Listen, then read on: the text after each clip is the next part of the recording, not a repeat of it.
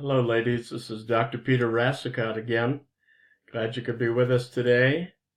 As you can see, this is week 5. Hooray! Glad you made it this far. We're going to talk about how do we live justly. And I thought what I would do is cover Friedrich Nietzsche.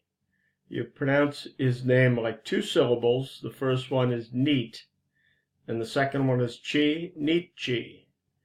And of course, Friedrich, on the genealogy of morality, a polemic. Well, what is a polemic?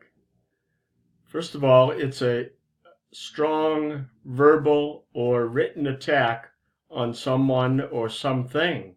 So he named it that. So you've got to start. He's like going on the attack here, talking about morality, and you would think morality would be a fairly easy subject and not something that people would find fault with, but they did find fault with Nietzsche.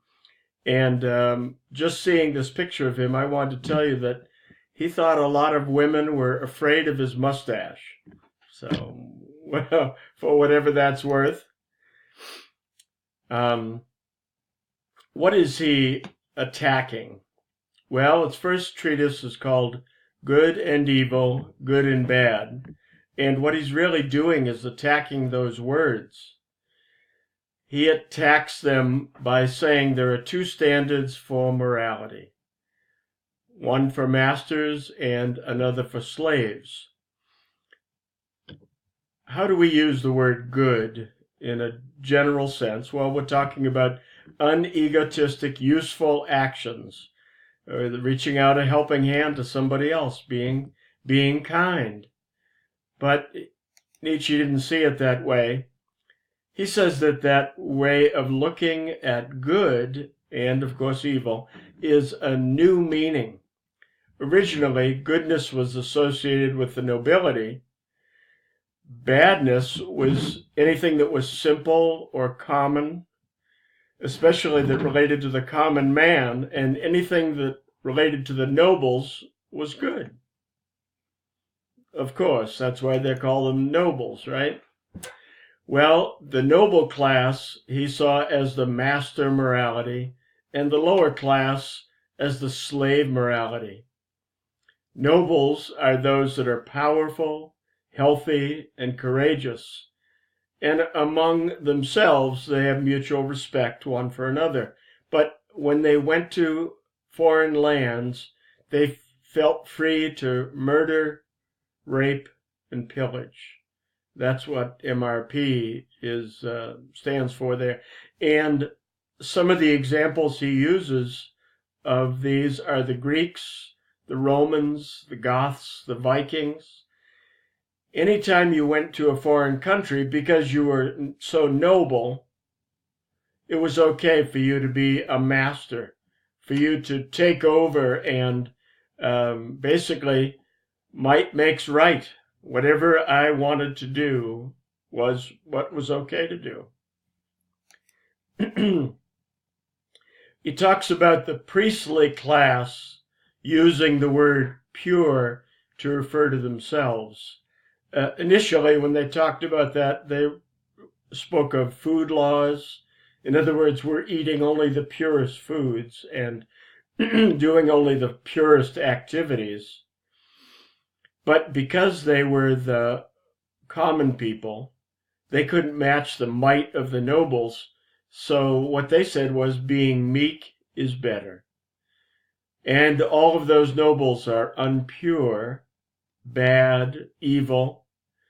The Jews were bad, and the Christians were even worse,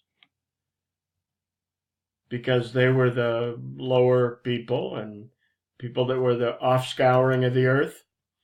The Christian God was meek and humble, and he allowed himself to be crucified. Now, finally, humanity had depth because it was capable of evil. Before that, the nobles thought, there was no way to be evil because whatever they chose to do was good in their own eyes. And so there really wasn't anything evil or wrong that they were doing. Nietzsche brings out the idea that birds of prey are supposed to attack. We shouldn't call them evil because that's what they do by nature.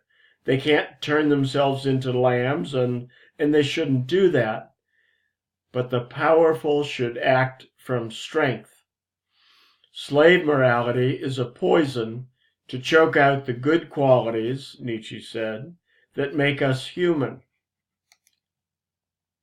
And I thought I would end with a quote here. He wrote, "At the ground of all these noble races, the beast of prey, the splendid blonde beast, lustfully roaming in search of spoils and victory, cannot be mistaken."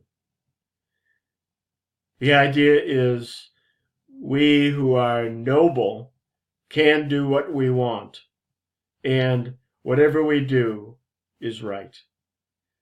Well, I don't know that that's the way that we can live justly, but you'll have to decide that for yourself. It's a little bit of a look into Nietzsche's treatise on morality.